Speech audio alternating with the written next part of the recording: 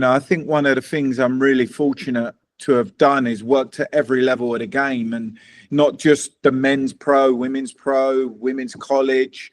I've worked at boys elite, girls elite. I've worked in coach education.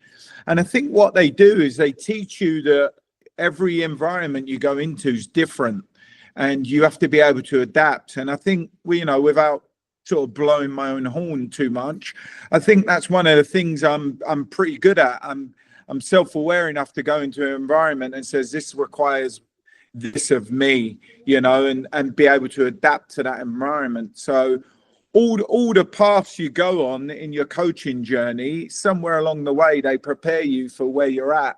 In Houston, I think all the work I'd done on player development prepared me to work with elite players, some of the best players in the world. Here, I think I'm prepared that I've worked with elite players, some of the best in the world, and the focus was about winning. I've also worked with young players, getting them into college, where the focus was always about development. And I think now where I'm at with Clayton State is somewhere in the middle. The focus is always still to develop the players, but we should always want to build a competitive program that's going to try and win.